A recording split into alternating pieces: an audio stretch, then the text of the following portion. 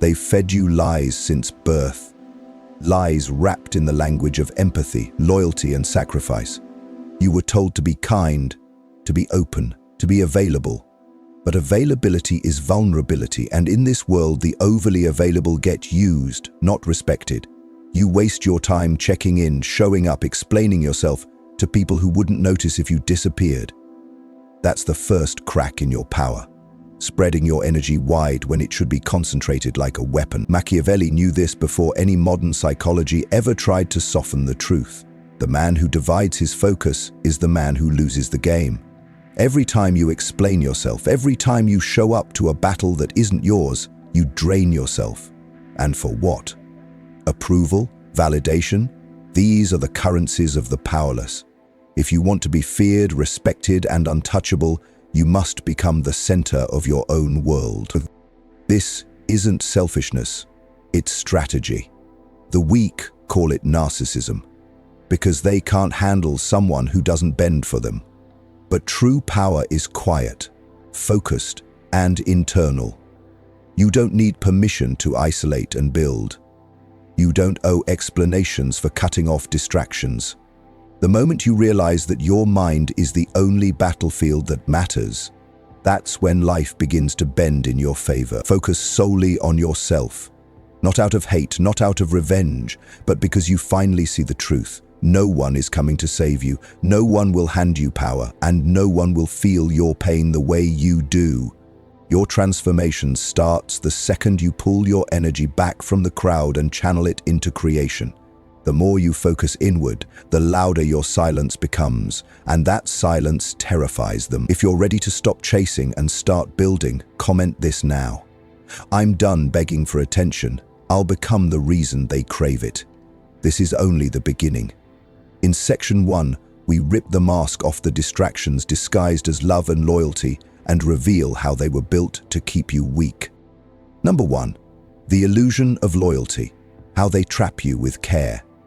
They don't need to chain you to control you, they just need to convince you they care. That's the most effective trap. False loyalty wrapped in emotional language. They say things like, "I'm always here for you," but when your priorities shift, watch how they vanish. Watch how fast that loyalty fades the moment you stop serving their script. What they call friendship is often just dependency in disguise. You keep people around because they once made you feel seen, but that feeling comes with a leash. You hesitate to grow because you're afraid it might offend them, make them uncomfortable, make them jealous.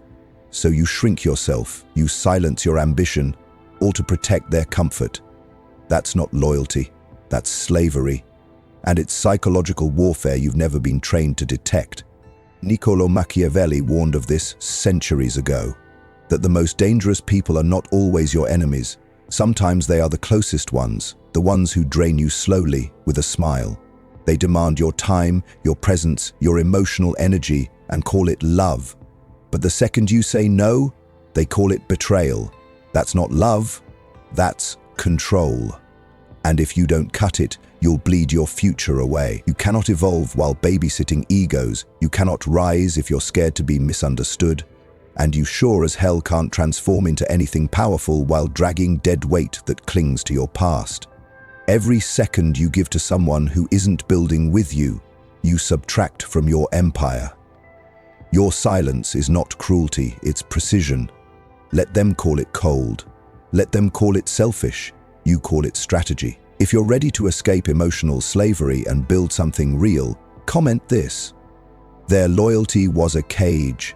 My freedom is now ruthless. Number 2, destroy the past, reinvent or stay powerless. You are not who you were 5 years ago, not who you were last year, not even who you were this morning. But if you keep dragging that outdated identity behind you, don't be shocked when your results look exactly the same. The past only survives because you keep feeding it in your thoughts, your language, your choices.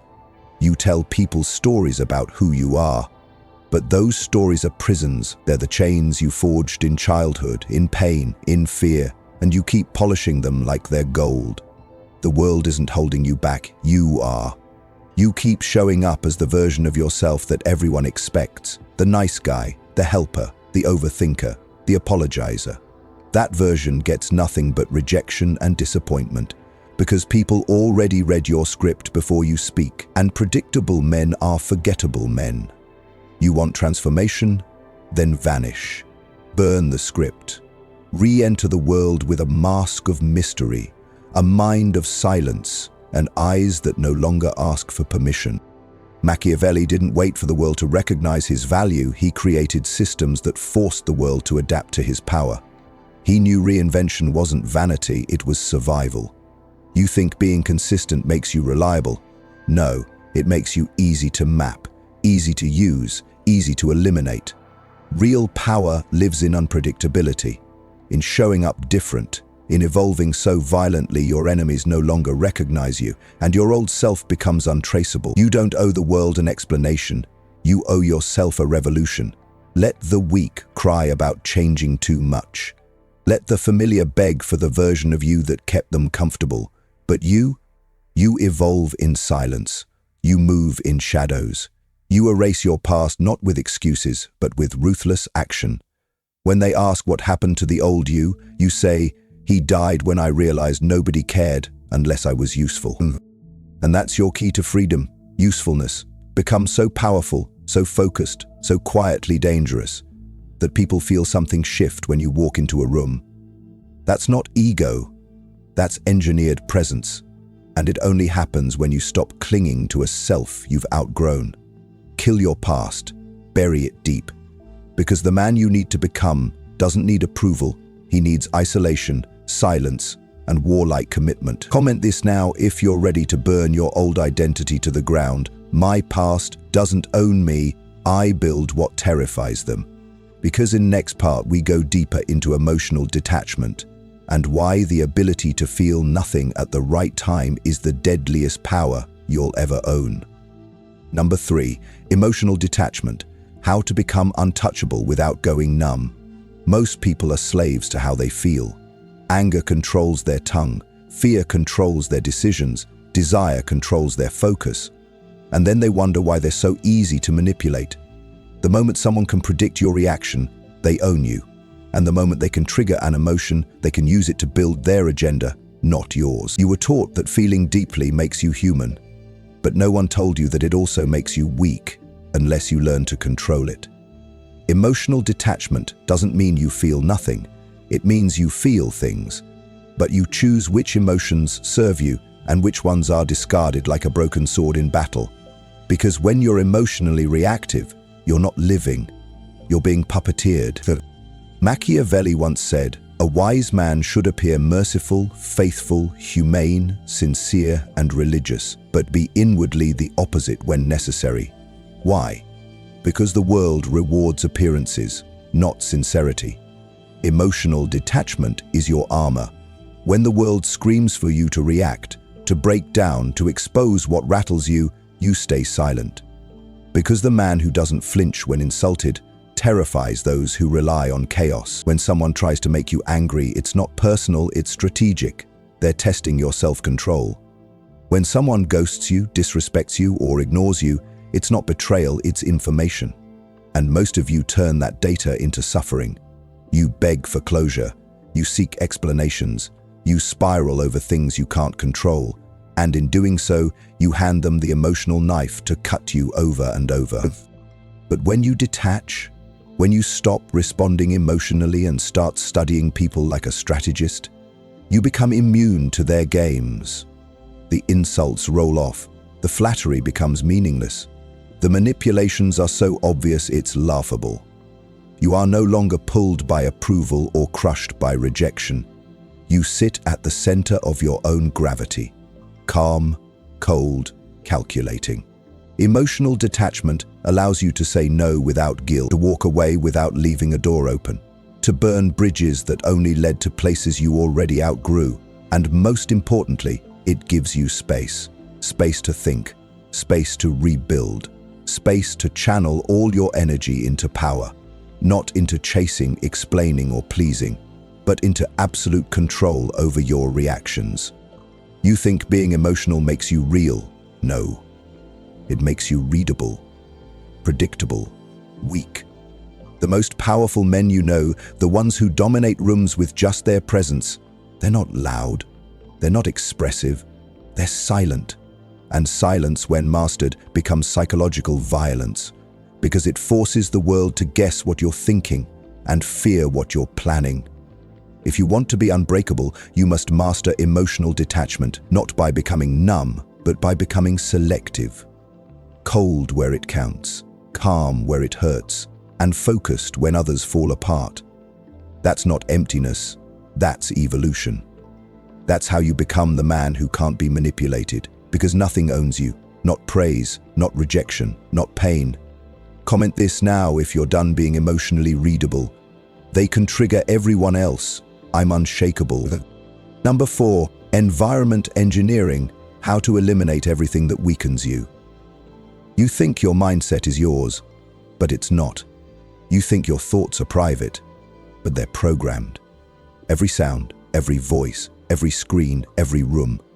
It all shapes how you think, what you value, what you chase. Your environment is not just where you live, it's what lives inside you. And if you don't control it, it will control you. Look around. Your so-called comfort zone is a psychological trap designed to make you soft. You sleep in a bed you didn't earn, scroll past images that poison your mind, and surround yourself with people who drain your focus, then call it normal. There's no war going on outside. The war is already inside. The enemy isn't external, it's your environment, quiet, familiar, and designed to keep you forgettable. Yes. Niccolò Machiavelli understood this deeply, that the power of a prince is not just in his will, but in what he allows to surround him. Every object, every influence, every relationship, they either serve your rise or sabotage it. There is no neutral. The chair you sit in, the background noise, the friends you tolerate, the clutter on your desk, all of it is either sharpening your mind or dulling your edge. You want to become untouchable? Then become obsessed with engineering your world ruthlessly. Start with silence. Silence is your first tool, because without silence you can't hear your own strategy. Then, strip distractions, one by one. Every useless notification, every weak conversation, every room that reminds you of failure, clutter, laziness, or dependence, remove it, burn it, replace it with space that commands presence. Your room is a mirror of your mind. If it's messy, you are. If it's noisy, you are. If it's filled with meaningless things and empty entertainment, that's not coincidence. That's a reflection. And until you clean that environment, you'll stay stuck. You'll keep waking up exhausted. You'll keep craving dopamine. You'll keep mistaking stimulation for power. And they'll keep laughing, watching you sabotage yourself with your own setup. You think watching motivational content for 10 minutes will change your life, but your room is whispering weakness into your subconscious for 10 hours. Your desk, your wall, your phone, it's all sending signals. Most of them are saying the same thing. Stay the same, be passive, don't change. And unless you rewire that battlefield, you're not going anywhere. Now let's talk people. Who do you allow near your energy? Who gets to speak into your day? If they aren't disciplined, focused, or evolving, why are they in your space? You don't need permission to detach. You don't need drama to walk away. Just study their habits, their language, their mindset. And if it reflects your past instead of your future, you cut ties, quietly, without debate, without guilt. Power isn't just about what you add, it's about what you subtract. Subtract comfort, subtract chaos, subtract weak voices. That's how you sharpen focus. That's how you build a kingdom no one can reach, because they don't even recognize the terrain you operate in anymore. And that's the point. You were never meant to blend in. You were meant to design a world that bends to your command. So stop apologizing for isolating. Stop explaining why you vanished. Stop negotiating with people who live in distraction. You don't owe them a warning. You owe yourself results. When you walk into your room, your energy should rise, not drain. When you open your phone, it should give clarity, not confusion. That's the mark of a man who understands. The mind is programmable. and he's the programmer. Comment this now if you're done letting your environment decide your future. I don't adapt to chaos. I design power. Number 5. The time killer. How seconds become regret in disguise. Every second you waste is a betrayal. Not to others, to yourself. You think time is flexible. You think you'll get more later. You think because you're young, the clock is on your side. But let me give you the truth that most men don't learn until it's too late. Time isn't patient. Time isn't kind. Time is a silent executioner. Every hour you spend on nonsense, scrolling, waiting, reacting, is a blade against your own potential. You weren't born with power. You weren't born with influence. You weren't born with leverage. The only currency you had at birth was time, and the only difference between the powerful and the forgotten is how they spent it. That's it. Same 24 hours. Different discipline. Same clock. Different obsession. The weak spend time. The powerful invest it. And you better learn the difference before the clock makes the choice for you. Niccolò Machiavelli never wrote in a rush. He planned, he studied, he maneuvered, because he knew time wasn't something to kill, it was something to weaponize. Every minute can be sharpened into strategy. But you let it bleed out in group chats, on Netflix, in dead conversations and aimless swiping. You call it relaxing, I call it suicide, slow, polite, and completely avoidable. Here's the uncomfortable truth.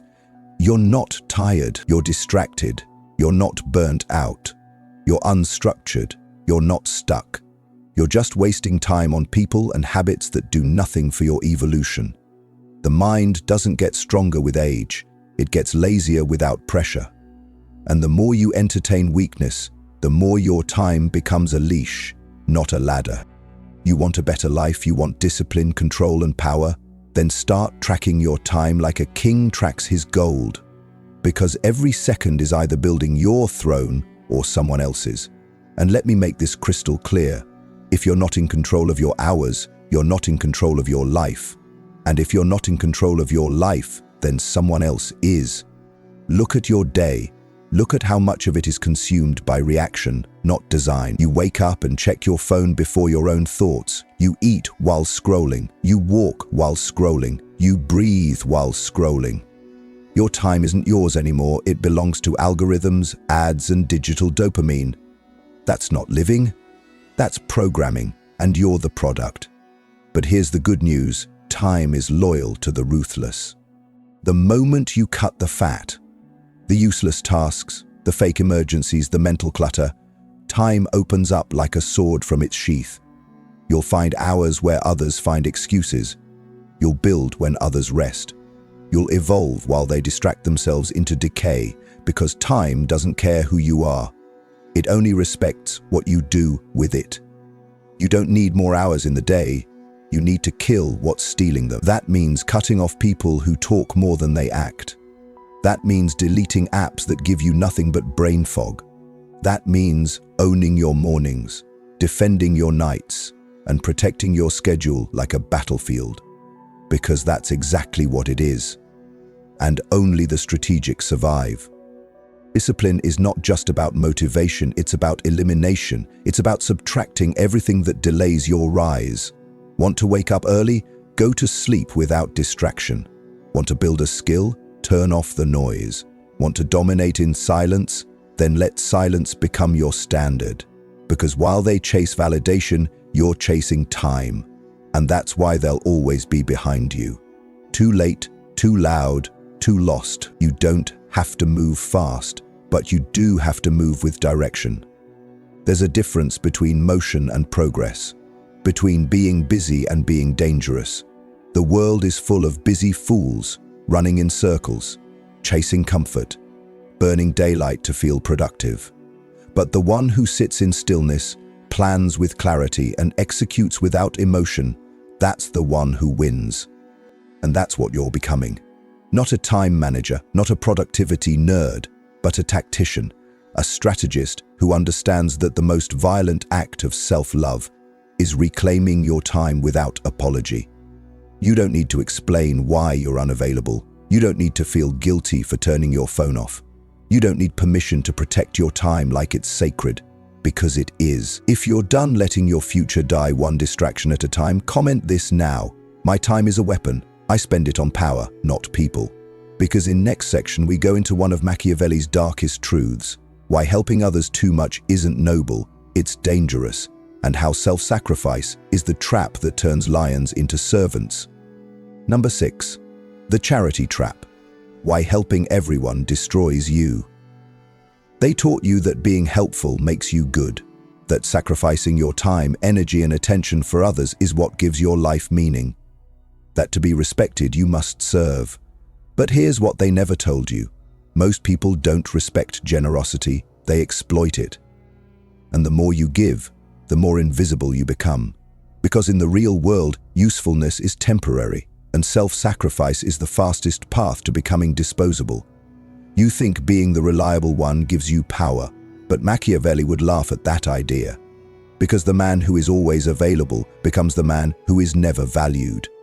You keep solving other people's problems, thinking it builds connection, but all it builds is quiet resentment. They take your help, your advice, your time, and the second you say no, they call you selfish. That's not loyalty.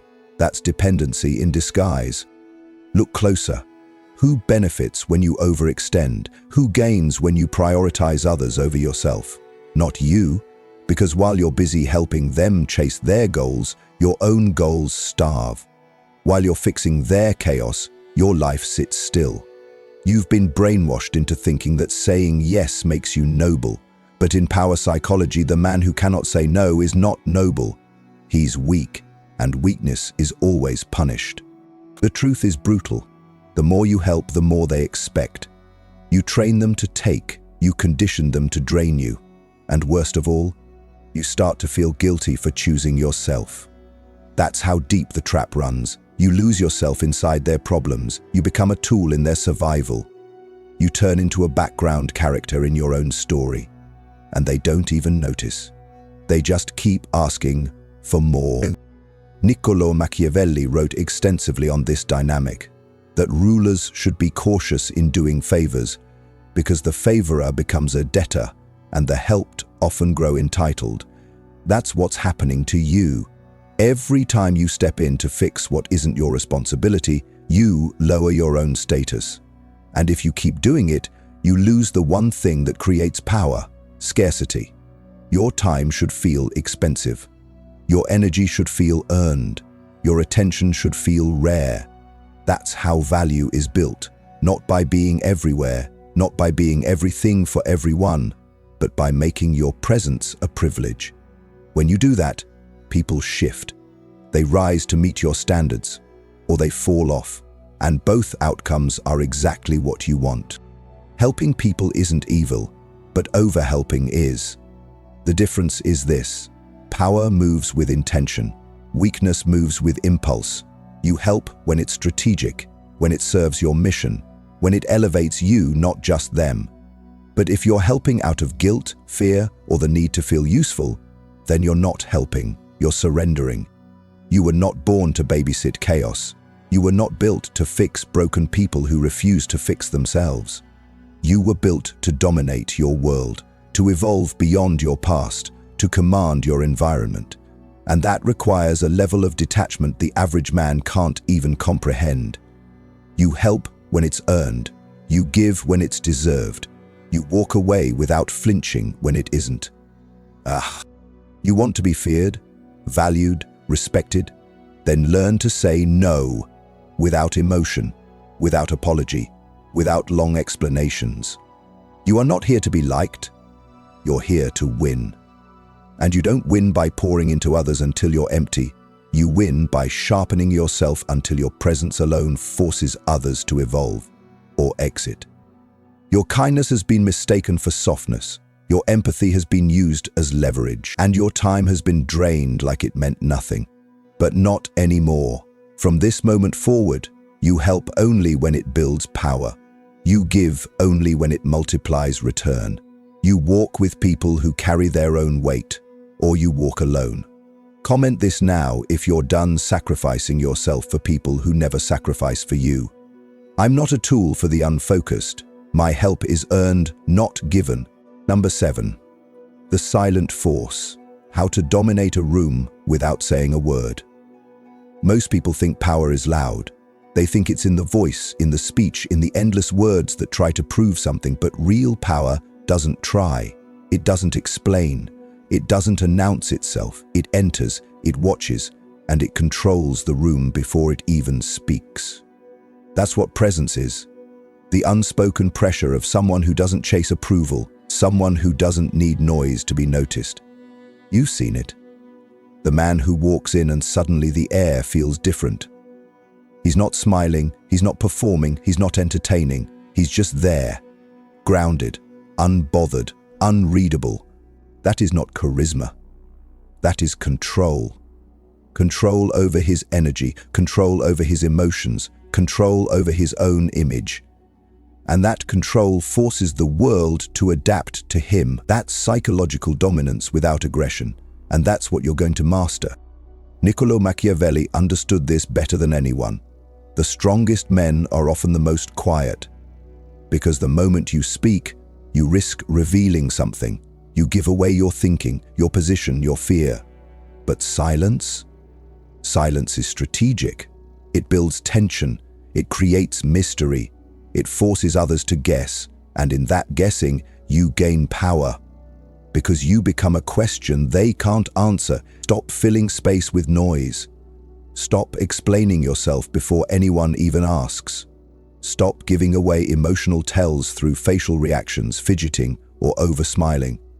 That's not confidence, that's insecurity disguised as friendliness. And the more you do it, the more you shrink. Presence is built when you say nothing and mean everything. When your body speaks calm, your face stays unreadable, and your vibe says, I don't need to be here. I choose to be. This is where the average man fails. He tries to be liked. He tries to connect. He tries to over-deliver, over-talk, and overshare. Why? Because he fears being misunderstood.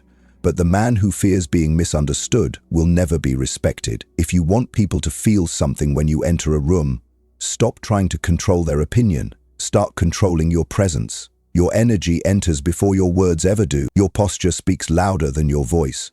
Your eye contact communicates more than paragraphs ever could. And your silence, it screams. When you master silence, you shift the dynamic. Others speak to fill the discomfort. They reveal themselves while trying to understand you. That's how you win without confrontation. You let them expose themselves while you remain a mirror they can't decode. There is nothing more intimidating than a man who doesn't flinch. A man who hears insult but reacts with stillness. A man who gets praise but doesn't light up like a puppy. A man who stands firm, focused, calm, like his entire mind is one clear line of strategy. You think that requires arrogance? No, it requires discipline. Deep internal stillness, control over your own emotions, your own urges, your own need to be seen. Here's the truth. People are scanning you constantly. They're watching how fast you speak, how much you blink, how often you shift, how needy your energy feels. And most of you are screaming insecurity with every breath because no one taught you how to hold presence. But now you know. Now you understand that presence is held, not projected. And it only happens when your internal world is colder, calmer, and more committed than anything outside of it. You don't chase attention, you create gravity. You don't beg for space, you own it, without ever asking. And that doesn't come from ego, it comes from mastery. Mastery of your time, your silence, your detachment. And once you lock that in, you'll watch people adjust themselves around you, nervously, respectfully, subconsciously. That's real power. Not what you say, but what they feel when you say nothing. If you're done talking your power away and ready to command without noise, comment this. My silence speaks louder than their performances. Because in next section we go into the final transformation, the ruthless discipline of self-interest. Why focusing on you without guilt is the most powerful rebellion left in this world. Number 8. Ruthless self-interest. why putting yourself first is the final form of power. They've convinced you that thinking of yourself is wrong, that self-interest is selfish, that focusing on your goals while ignoring the emotional chaos of others makes you a bad person. But let's get something clear. If you keep putting others before yourself, you'll wake up one day empty, forgotten, and used. Not because they were evil, but because you allowed it. Because you thought sacrificing yourself would somehow lead to appreciation. It doesn't. It leads to irrelevance. Niccolò Machiavelli didn't teach men to be cruel, he taught them to be clear. Clear about power, clear about results, clear about human nature. And at the core of that clarity is this law. People will use you as long as you make yourself available. The minute you stop focusing on you, they start focusing on what they can extract. That's not negativity, that's reality. And if you don't build your life around that truth, you'll get played every time. You were taught that being selfless is a virtue, that you should drop everything when others need you, that your life should revolve around being useful. But let me ask you this, what happens when you need support? When you break down? When you go silent? Exactly, you vanish, and the world keeps spinning. No parade, no rescue mission, just silence. That's when most men learn you are either your own priority or you are nobody's. Self-interest doesn't mean hurting others. It means refusing to hurt yourself to please them. It means putting your goals, your health, your discipline, and your future above their drama, their distractions, and their manipulation. Because you only get one life, and you're wasting it explaining why you're finally choosing yourself. Stop. You don't need permission to evolve. You need the discipline to protect it. Most people want you to stay soft, available, and constantly helping. Why?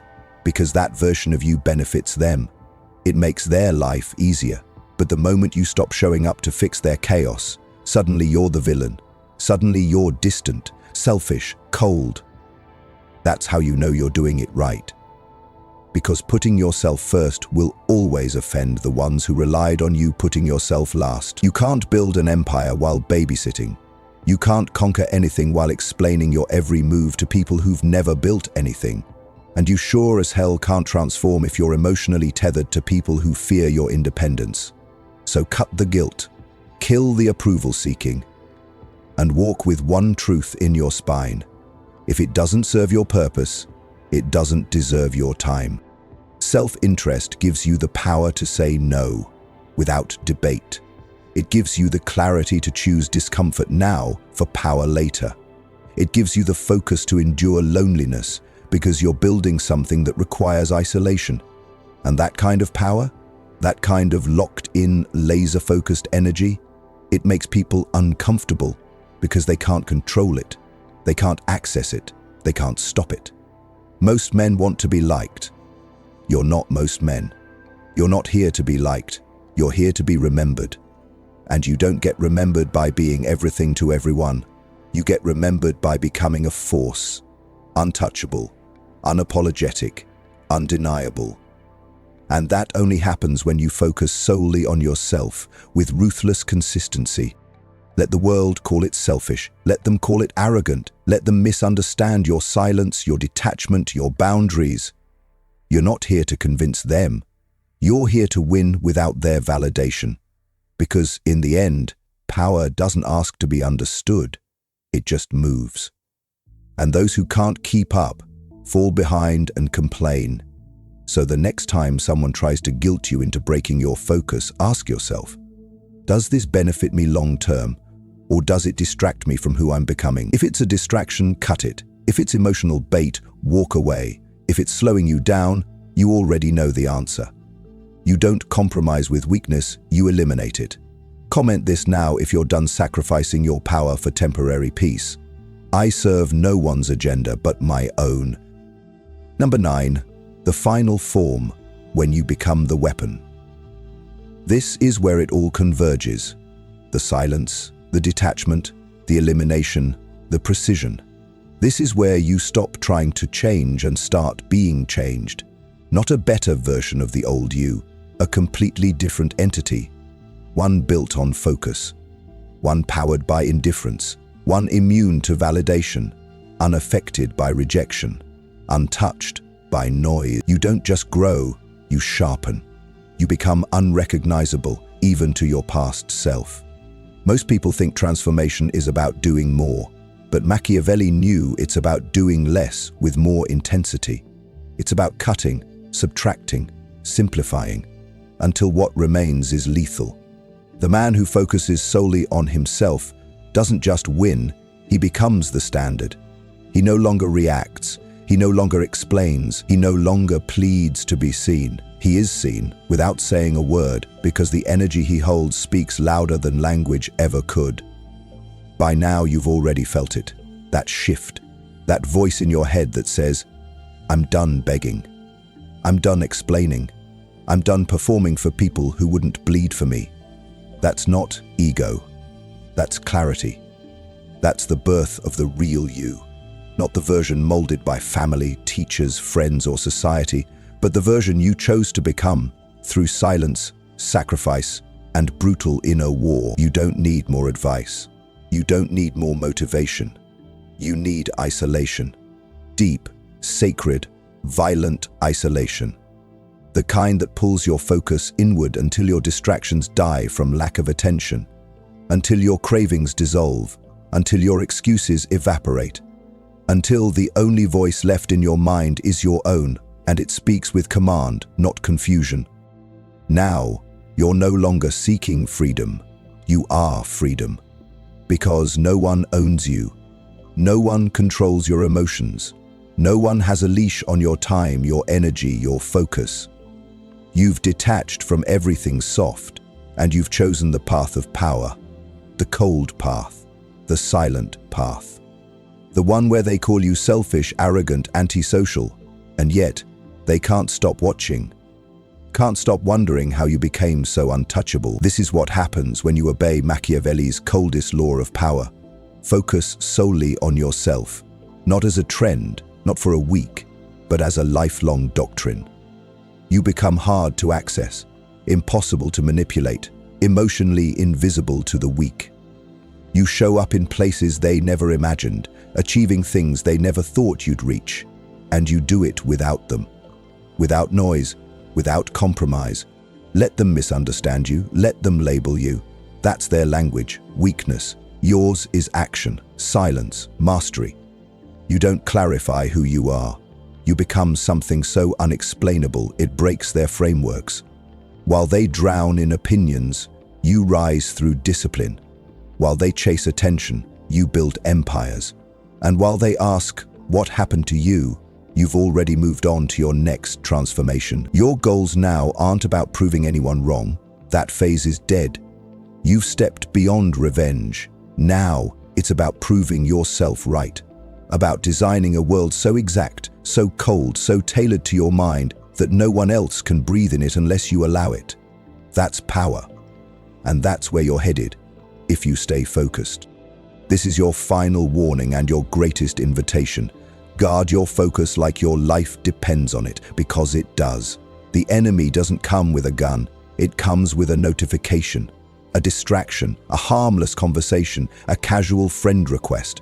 And if you're not alert, you'll slip, you'll soften, and you'll return to the average. But if you stay cold, you stay locked in, then nothing can touch you. You don't need a throne to be a king. You don't need followers to have influence. You don't need anyone's recognition to become legendary. All you need is a mind that cannot be hijacked and a life that cannot be accessed without purpose. So here's the last command. Disappear into your mission. Rewire your environment, cut the noise, kill the old identity, reject everything that pulls you off course, no matter how small. And remember, you were never here to serve the world. You were here to conquer your own. Comment this now if you're done explaining yourself to the world. I don't need to be understood. I'm here to be unreachable. Like this video, subscribe, turn on notifications, and never forget this one law. The more you focus on yourself, the more the world bends to you.